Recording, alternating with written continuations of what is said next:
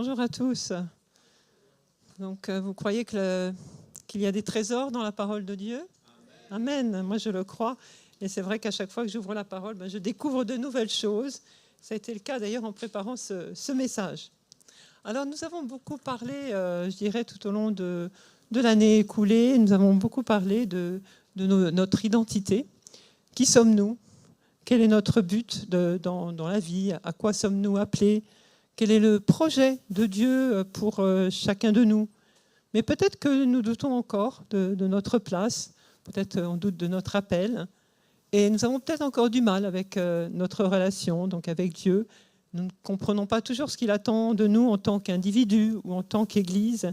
Alors ce matin, nous allons voir un passage qui décrit parfaitement le plan de Dieu pour son Église et pour ceux qui en font partie. Donc je pense que ce passage va tous vraiment nous captiver. Il est vraiment captivant. Alors si vous avez votre Bible, je vous propose de l'ouvrir. En fait, donc c'est dans la première lettre de Pierre, donc 1 Pierre au chapitre 2, les versets 4 à 6. Alors, vous êtes prêts à entendre la parole de Dieu. Donc je lis. « Approchez-vous du Seigneur Jésus. Il est la pierre vivante. Les gens l'ont rejetée, mais Dieu l'a choisie et elle est précieuse à ses yeux. Approchez-vous de lui. Alors, vous aussi, comme des pierres vivantes, vous servirez à construire la maison de l'Esprit Saint. Vous formerez une communauté de prêtres saints pour offrir des sacrifices selon l'Esprit de Dieu, et Dieu les acceptera à cause de Jésus-Christ. En effet, les livres saints disent de la part de Dieu, « Regardez, j'ai choisi une pierre précieuse et je la pose dans la ville de Sion comme pierre principale. Celui qui s'appuie sur elle ne sera pas déçu. » Et je vais m'arrêter là pour l'instant. Donc le titre de mon message, c'est « Appeler à apporter la vie avec Jésus » et je développerai 3 points. Christ, la pierre angulaire, un appel à construire aussi avec lui pour devenir des pierres vivantes, et enfin la mission des croyants dans la société. Alors dans cette première lettre, l'apôtre Pierre, j'allais dire Paul, mais c'est vrai que là c'est Pierre, l'apôtre Pierre s'adresse à des chrétiens nouvellement convertis et qui habitent en Asie mineure. Alors l'Asie mineure, ça correspond à la Turquie actuelle. Et ces nouveaux chrétiens vivent dans un environnement qui ne leur est pas favorable. Ils vivent la persécution. On peut le lire en fait dans le premier chapitre de cette lettre. Donc Pierre est là pour les encourager à vivre leur foi, et pour cela, il va leur donner, donc, je dirais, ce message puissant, en fait, pour les encourager à s'approcher de Jésus, donc la pierre angulaire, et à rechercher une véritable communion avec lui, centrer leur vie sur lui. On a chanté tout à l'heure, prend toute la place. Mais oui, c'est ça, centrer leur vie sur lui et avoir une belle conduite dans la société. Alors ce passage aussi parle de pierre, il parle de construction, de bâtir ensemble, de sacrifice, de prêtres. Il y a plein de choses. C'est un passage vraiment extrêmement riche, puisque là, Pierre revisite des concepts de l'Ancien Testament pour les appliquer en fait à l'ensemble des croyants. Et nous allons reprendre en fait une partie des éléments, comme je vous disais, c'est un passage très, très riche. Alors tout d'abord, mon premier point, Christ est le fondement de notre foi, il est la pierre angulaire. Alors je ne vous apprends rien, Dieu ne voit pas les choses comme nous les voyons et comme le monde les voit. Le regard des hommes est souvent attiré par ce qui est en haut, par ce qui est beau, par ce qui brille. Et la Bible nous dit, l'homme regarde à l'apparence, mais Dieu regarde au cœur. Alors Jésus, c'est vrai, ne correspondait pas aux critères de réussite humaine. Il n'attirait pas. Un peu comme dit le prophète Ésaïe au chapitre 53, il n'avait ni beauté, ni splendeur propre à attirer nos regards. Et son aspect n'avait rien pour nous plaire. Méprisé, délaissé par les hommes, homme de douleur, habitué à la souffrance, il était pareil à celui face auquel on détourne la tête. Nous l'avons méprisé. Nous n'avons fait aucun cas de lui. Et oui, Jésus a été rejeté. Il a été rejeté par les siens. Il n'était pas attirant au sens du monde. Mais la bonne nouvelle, c'est que Dieu l'avait choisi. Dieu l'a choisi et il nous est dit dans ce passage, très clairement, qu'il était précieux aux yeux de Dieu. parce qu'il avait une grande valeur. Quel contraste entre ce regard du monde et le regard de Dieu. Visiblement, ce sont deux échelles de valeur vraiment complètement opposées. Deux systèmes de pensée, je dirais, ce n'est pas la même économie. Et ce que Dieu valorise, eh bien, ce n'est pas ce que le monde apprécie, ce n'est pas ce que le monde recherche, ce n'est pas la gloire de l'homme en tout cas. La Bible nous dit que le Seigneur, eh bien, résiste aux orgueilleux et fait grâce aux humbles. Et là, on voit vraiment le choix de Dieu, d'avoir le choix de Jésus. Alors c'est vrai, Jésus ne laisse pas indifférent. Soit on l'accueille dans sa vie, et on construit sa vie avec lui, soit on le rejette. On ne peut pas rester neutre. Et je dirais que le rejet de Christ, ce n'est pas seulement un événement historique qui s'est passé il y a 2000 ans, c'est encore aujourd'hui. C'est un processus qui continue dans nos cultures. Où on valorise souvent, c'est vrai, dans nos cultures, l'autosuffisance, l'autoréalisation. C'est moi d'abord. Nous voulons construire notre vie, notre carrière, sans l'aide de personne. Surtout pas une aide qui exigerait de l'obéissance ou des règles. Donc, rejeter Jésus, eh bien, c'est refuser de dire « oui, j'ai un maître. Oui, j'ai un maître qui est plus grand que moi. » Alors, c'est important, c'est vrai, de réaliser ça dans nos vies. Est-ce que nous avons un maître? Est-ce que nous avons accepté l'autorité de Jésus? Est-ce que nous avons accepté aussi de lui obéir? Ou est-ce que des fois, nous ne le rejetons pas? On peut le rejeter des fois, pour un jour ou deux, faire notre vie, petit coin qu'on se réserve. Alors, ce que nous dit ce passage aussi, ça c'est aussi très important, que Jésus est la pierre principale, la pierre d'angle, la pierre angulaire. La pierre angulaire de cette maison spirituelle qu'on va voir un petit peu plus loin. Alors, la pierre angulaire, c'est vraiment ce bloc le plus important dans une construction. C'est lui qui assure la solidité et l'alignement d'une maison. Sans cette pierre, en fait, il n'y a pas de construction possible.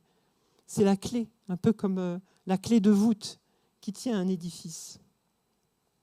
Alors, en Jésus s'accomplit la prophétie du prophète Ésaïe, là encore, je le cite. « En Sion, je vais placer une pierre de fondation à toute épreuve, une pierre d'angle précieuse, solidement établie.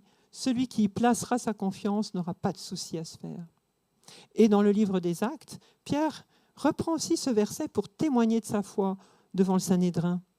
La pierre que les bâtisseurs avaient rejetée, eh bien, est devenue la pierre d'angle. Donc même si Jésus peut être ignoré par le monde, même s'il peut être rejeté, voire combattu, nié, eh bien, Jésus est la seule fondation solide, la seule ancre stable, parce qu'il a été choisi par Dieu, parce qu'il est précieux pour Dieu, parce qu'il est d'une grande valeur, parce que c'est la pierre angulaire. Et ce que Pierre explique ici, eh bien, en disant « approchez-vous de lui », eh bien, c'est que toute notre foi repose sur Jésus. Et c'est pourquoi c'est tellement important, c'est vrai, de tendre notre regard vers lui. Physiquement aussi, de nous approcher. C'est ce qu'on a fait ce matin pendant le temps de louange. Et c'est lui que nous devons rechercher en tant que croyants. Parce qu'être chrétien, c'est croire que Jésus est la pierre angulaire, qu'il est venu sur terre, qu'il est mort sur la croix pour nous, pour nos péchés, qu'il a pris sur lui tous nos péchés, et que maintenant il est ressuscité, et qu'il est au ciel à la droite du Père. Toute notre vie, je dirais, toute l'Église doivent être bâties sur Jésus. Ce n'est pas nos programmes qui sont importants. Même le plus beau temps de louange, même la meilleure prédication, ce n'est pas ça, en fait. Notre foi repose vraiment sur la personne de Jésus. Et c'est lui que nous devons rechercher dans notre vie. Alors, dans ce passage, on parle aussi de Pierre. Alors, c'est l'apôtre Pierre qui écrit, et il nous parle de pierre vivante, donc on va voir cela. Je trouve ça intéressant, cette idée déjà de pierre, parce que la pierre, dans une construction et dans la vie, c'est du solide. C'est quelque chose de lourd qu'on ne peut pas gérer si facilement, qu'on ne peut pas transporter. Une pierre, c'est figé. Une pierre, ça résiste aussi au temps, ça résiste aux intempéries, ça résiste même au feu. Et on peut voir dans la ville de Paris eh bien, combien notre ville regorge, c'est vrai, de pierres qui datent même jusqu'à l'époque romaine, enfin de l'époque romaine. Donc il y a vraiment des vestiges anciens. Mais ce qui est intéressant dans le choix de la pierre, en fait, pour parler ici de cette maison spirituelle, de l'Église en fait, que nous constituons, Bien, c'est que chaque pierre est différente. Chaque pierre est unique. Et je ne sais pas si vous avez eu l'occasion, des fois on va dans des vieux immeubles à Paris, et puis il y a des murs avec des murs apparents, enfin on voit les pierres. Et c'est très beau, en fait, parce qu'on voit que chaque pierre a une taille différente. Il y en a des grosses, il y a des pierres allongées, puis il y a des petites pierres, des fois, qui remplissent en fait, les interstices entre les grandes. Donc ça parle vraiment de la singularité de chaque pierre. Et cette singularité, je crois qu'elle est à l'image de ce que Dieu veut de nous, comment Dieu nous voit, tous uniques, tous différents. Il n'y a pas de pareil. Je vous regarde, il n'y a pas de visage identique. C'est merveilleux, n'est-ce pas?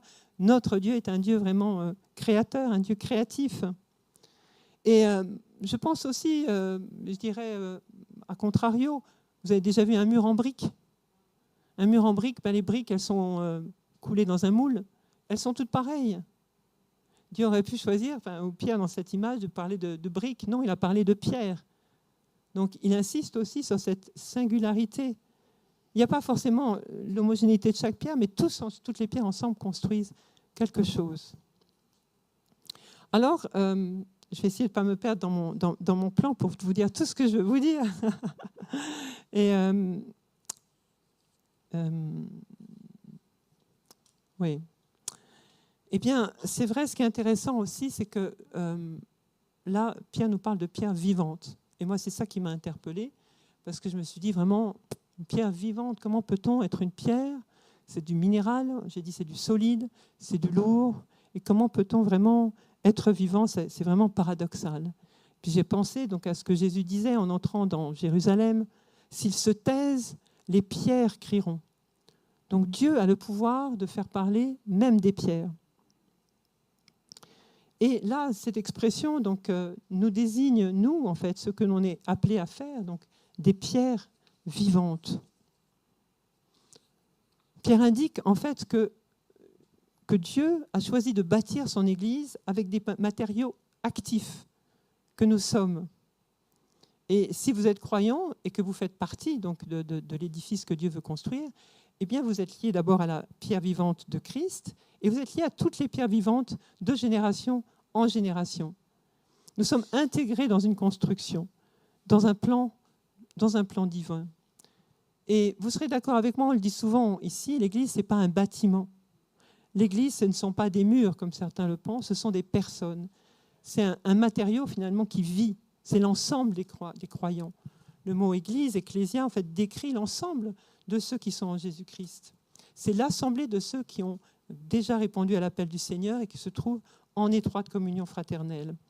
Alors oui, l'Église, en tant que bâtiment, ne cesse d'évoluer en fonction des personnes qui la constituent. Et ça, c'est important aussi. Donc l'Église, ce n'est pas quelque chose de figé. Ce n'est pas une forme en fait, qui est destinée à demeurer, je dirais, tout le temps. Elle n'est pas édifiée une fois pour toutes. Sa forme s'adapte en fait, en fonction du temps, en fonction des circonstances, en fonction de l'époque où elle grandit. Elle est souple, elle est élastique. On l'a vu quand on a déménagé. On a refait quelque chose de nouveau ici avec aussi des personnes qui sont venues s'ajouter. Quand on change de pays, quand on va à l'étranger, on voit aussi que les églises sont différentes. Elles n'ont pas forcément la même structure. Il y a quelque chose d'autre. Je pense aussi aux pays où il n'y a pas de liberté religieuse, où les chrétiens ne peuvent pas se réunir.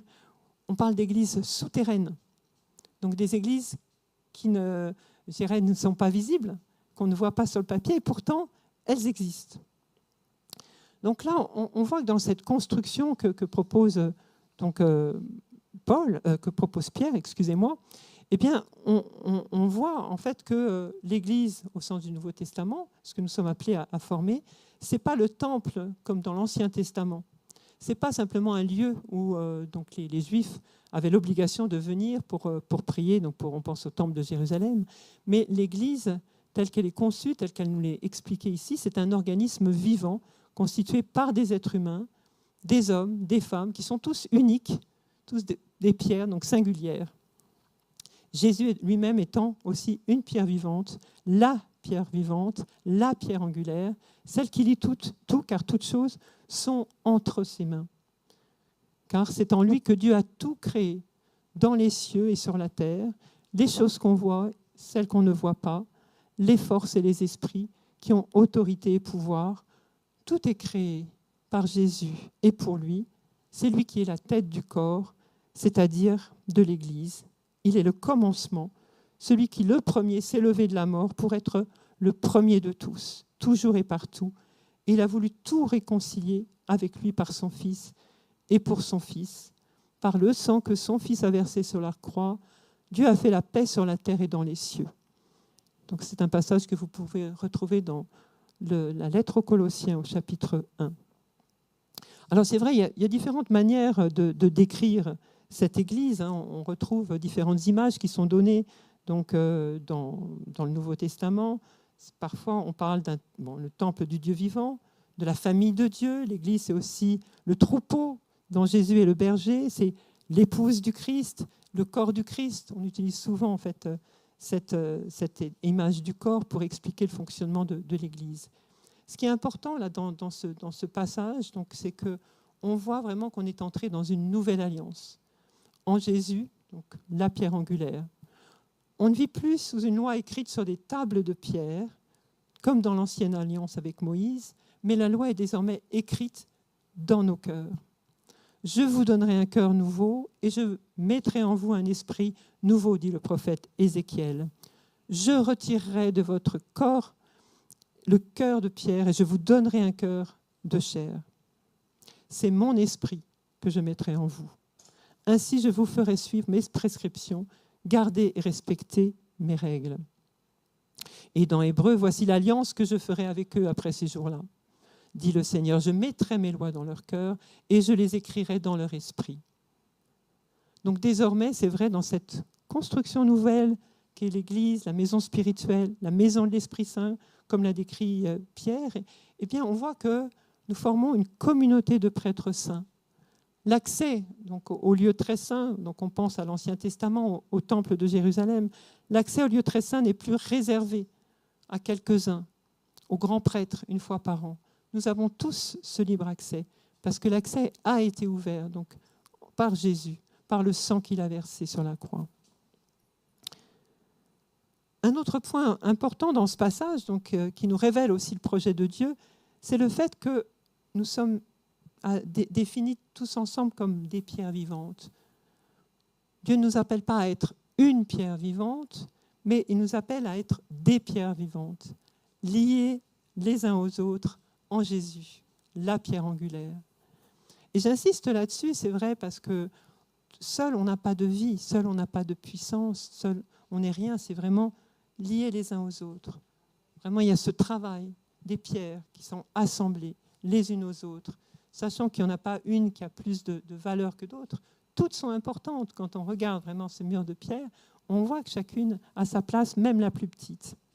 Et donc, ce n'est pas individuellement que nous sommes appelés à devenir une communauté de prêtres, mais c'est tous réunis en tant que pierres vivantes qui existent les unes avec les autres.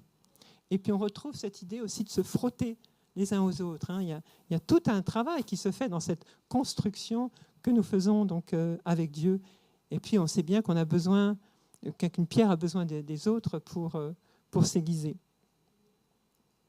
Alors, dans ce passage, il est question aussi d'offrir des sacrifices selon l'Esprit de Dieu. Et ce matin, on l'a chanté justement, le fait d'offrir un sacrifice vivant. Donc, c'est une toute autre compréhension, là aussi, de ce qui avait pu être pratiqué, je dirais, à l'époque de Moïse, tout ce qui avait été annoncé aussi dans la loi de Moïse. Là, ce sont ici des sacrifices spirituels. Ce ne sont plus des sacrifices d'animaux. Ce ne sont plus des animaux qu'on apporte en fait aux prêtres pour qu'ils les égorgent et qu'ils répandent le sang. Non, chacun est appelé à apporter un sacrifice vivant, saint, agréable à Dieu, comme le décrit Paul dans la lettre aux Romains. Qu'est-ce que c'est qu'un sacrifice vivant, saint et agréable à Dieu? C'est vrai qu'on peut se poser la question, finalement, qu'est-ce que Dieu souhaite que nous lui apportions? Une louange authentique, comme on a fait ce matin, un cœur qui répond à son appel. C'est aussi ne pas se conformer à la façon de vivre de ses voisins, aux exigences du monde. Mais c'est vraiment discerner en tout la volonté de Dieu.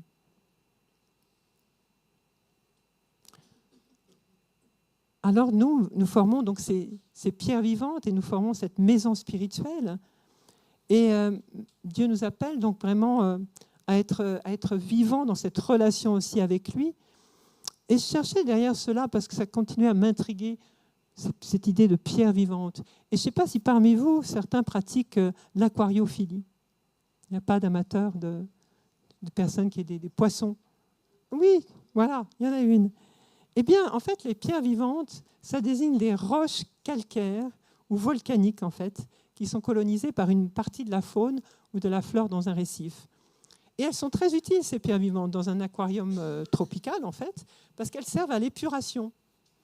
Elles permettent, en fait, en grande quantité, le fonctionnement d'un aquarium, et ça permet d'éviter, en fait, l'utilisation d'un filtre. Donc, c'est une méthode qualifiée de berlinoise, Pierre. Je ne sais pas si tu l'as vu pratiquer, mais en tout cas, voilà. Donc, je trouve ça vraiment intéressant, cette idée de pierre vivante qui filtre l'eau du bac en permanence. Et donc, il y a tout un processus en fait, de dégradation des déchets, de dégradation en fait, de l'ammoniac. Je ne vais pas vous expliquer, je ne suis pas une biologiste, mais il y a vraiment tout un processus, en fait, toute une action derrière ces pierres vivantes. Et ça m'a amené à penser, donc, si les pierres vivantes purifient en fait, l'eau de l'aquarium, nous aussi, en fait, en tant que pierres vivantes, nous sommes appelés aussi à transformer l'atmosphère des lieux où nous nous trouvons, que ce soit dans le milieu professionnel, familial ou amical. Et moi, j'ai souvent entendu des personnes qui me disaient eh ben, quand je suis avec mes collègues de travail, il y a des conversations qui cessent. Il y a des sujets qu'on évite, enfin, qui ne sont pas abordés. Mes collègues évitent aussi les grossièretés. Donc, on a une influence certaine, en fait, en tant que pierre vivante, en fait. On est là pour changer l'atmosphère des lieux où nous nous trouvons. C'est un rôle vraiment important. Alors, personnellement, j'ai travaillé pendant 8 ans dans une fédération et par ma seule présence, j'ai pu empêcher des actions malhonnêtes. Et ça ne s'est pas passé une fois, mais vraiment plusieurs fois. Et je pense notamment un jour, on était 4 dans un bureau, on était en train de dépouiller les votes suite à une élection qui était importante. Et j'ai vu que les 3 étaient d'accord pour truquer en fait, l'élection. Et ils m'ont regardé. Et là, ils ont vu que, non, ce n'était pas possible.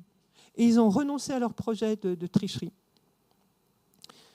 Donc, on est vraiment là comme un garde-fou, je dirais. Là, j'étais comme la gardienne en fait, du respect, d'une certaine honnêteté. Pour moi, c'était important.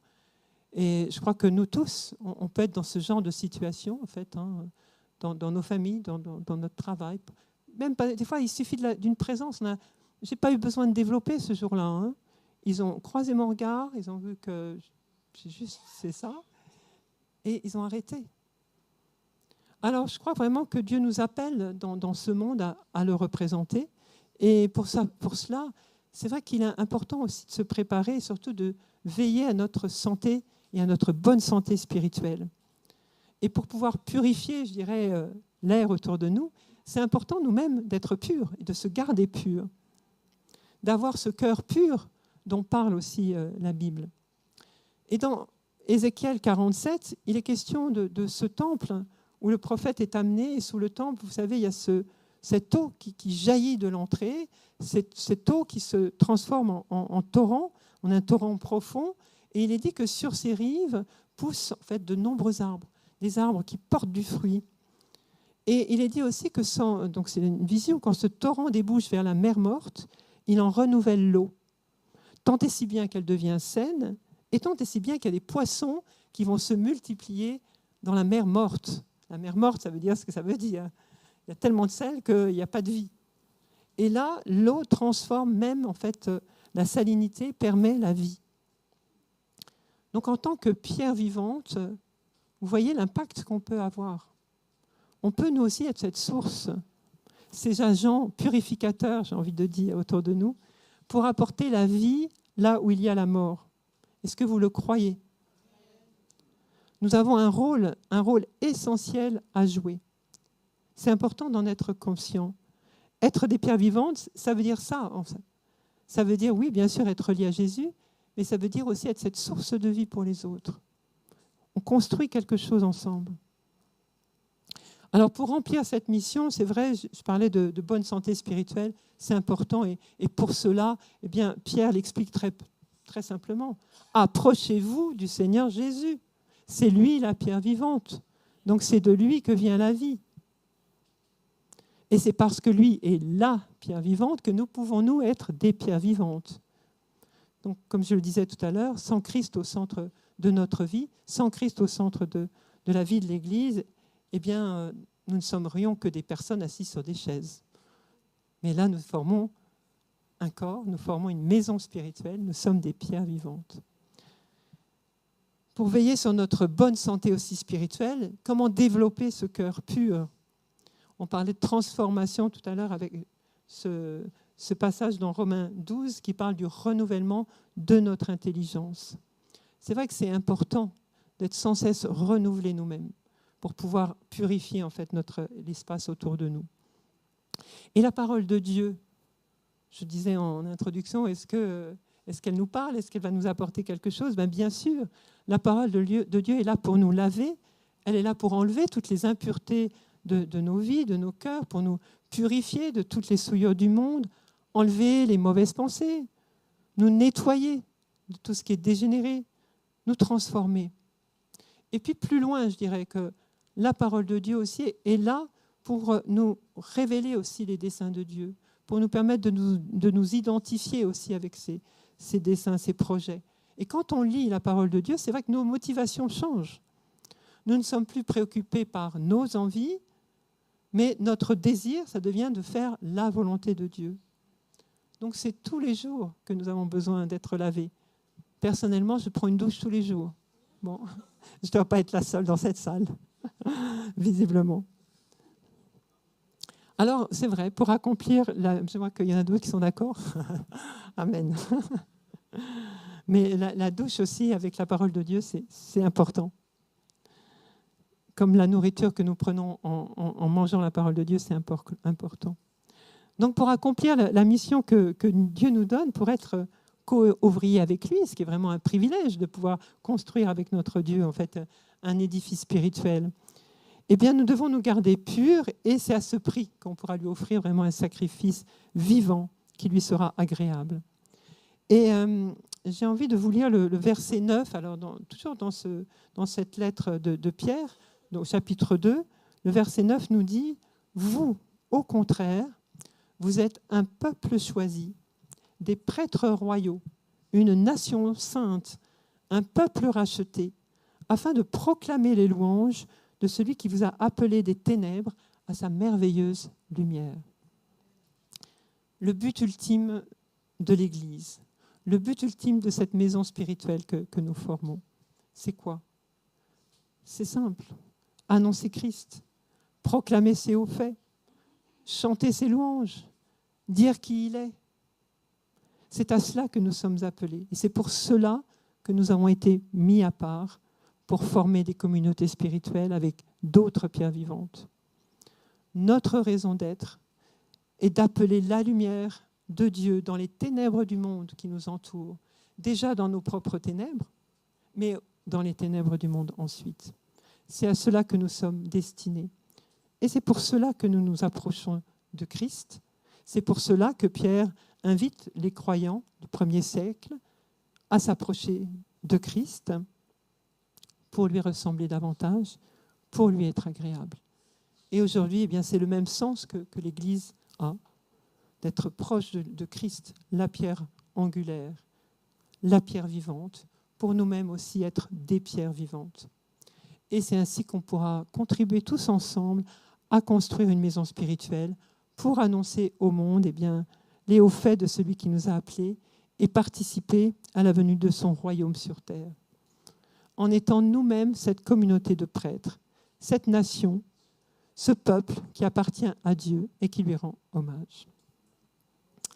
Amen. Je vous propose de prier un court instant. Amen. Seigneur, nous nous réjouissons. Nous nous réjouissons de tes plans merveilleux, Seigneur. Nous nous réjouissons de ce que ta parole nous parle concrètement de ce que tu attends de nous, de qui nous sommes, de comment aussi accomplir ta volonté, comment te plaire. Et Seigneur, ce matin, je te prie pour que chacun ici puisse saisir vraiment que c'est vers Christ qu'il faut regarder. Parce que c'est lui la pierre vivante. Parce que c'est lui la pierre précieuse que tu as choisie, qui est d'une grande valeur, et que sans Christ, nous ne sommes rien. Et merci parce que dans ton merveilleux dessein, tu nous as appelés aussi à apporter la vie aussi autour de nous, en étant ces pierres vivantes et en construisant tous ensemble cette maison spirituelle.